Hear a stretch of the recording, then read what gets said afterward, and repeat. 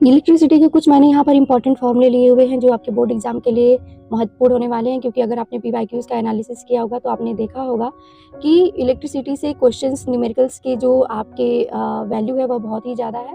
पहला जो फॉर्मूला है वह पावर इक्वल्स टू W/T है, और आपने अगर क्वेश्चन का एनालिसिस किया होगा तो देखा होगा कि पावर के कन्वर्जन फॉर्मूले पे ज़्यादातर क्वेश्चंस पूछे जाते हैं।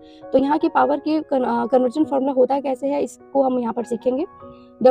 W/T यानी कि W इक्वल्स टू आपका V इंटू क्यू होता है, पोटेंशियल डिफरेंस इंटू कोलम होता है। अब यहाँ पर हम करेंगे क्या कि इस W की वैल्यू की जगह हम लोग V और Q यहाँ पर पुट कर देंगे। V और Q को पुटिंग करने के बाद आप देखेंगे V को आप एक सिंगल ले लीजिए, Q/T यहाँ पर Q/T को एक साथ ले लीजिए। तो आपने देखा होगा, पढ़ा ही होगा कि Q/T इक्वल्स टू आपका I होता है। तो इस फॉर्मूले को अब हम लोग यहाँ पर पुट कर देंगे, तो टोटल जो आपको फॉर्मूला मिल जाएगा वह P इक्वल्स टू VI का फॉर्मूला मिल जाएगा, जो कि इस पे बहुत सारे क्वेश्चंस आपके एग्जाम में पूछे गए हैं।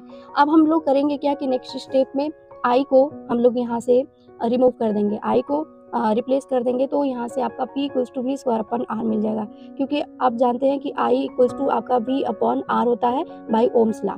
तो ओम्स लॉ के थ्रू अगर हम यहाँ पे कन्वर्जन करते हैं तो P equals to V square upon R हो जाता है। इसको भी बिल्कुल आप लोग लर्न कर जाइए।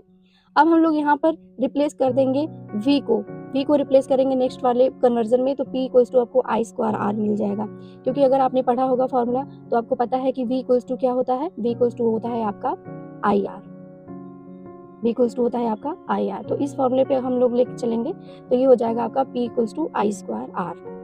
अब इलेक्ट्रिकल एनर्जी से भी रिलेटेड क्वेश्चंस बहुत सारे देखे गए हैं पीवाईक्यूज में, तो इसको भी आप जानते रहिएगा। पावर इक्वल्स टू होता है आपका E/T, और यहाँ पर अगर हम देखेंगे E इक्वल्स टू तो आपका P इंटू टी हो जाएगा। और अभी आपने पढ़ा था क्या कि power equals to P equals to VI आपने अभी पढ़ा था, तो यहाँ से E equals to V into I into T आपका एक फॉर्मूला ये इलेक्ट्रिकल एनर्जी का बन जाता है। इस पर भी बहुत सारे क्वेश्चंस पूछे गए हैं पीवाईक्यूज में, आप बिल्कुल इसे लर्न कर जाइएगा।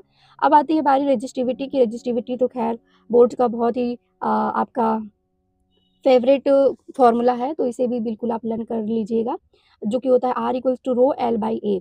ये फॉर्मूला बहुत ही महत्वपूर्ण है, क्योंकि इसमें बहुत सारे क्वेश्चंस हर एक साल पूछे जाते हैं, जहाँ पर R आपका रेजिस्टेंस होता है और A आपका जो है वह एरिया होता है, जो कि पाई R स्क्वायर होता है। क्योंकि कोई भी वायर होती है तो आप जानते हैं कि वह वायर का जो टॉप और बॉटम पोजीशन जो होता है वह सर्कल होता है, तो इसलिए एरिया पाई R स्क्वायर यहाँ पर हम लोग पुट करते हैं। और L जो है वह आपका लेंथ ऑफ कंडक्टर है, और जो आपका यहाँ पर रो है इसे रो बोला जाता है, जो कि रजिस्टिविटी कांस्टेंट है, डिफरेंट फॉर एवरी मटेरियल्स के लिए अलग अलग होता है।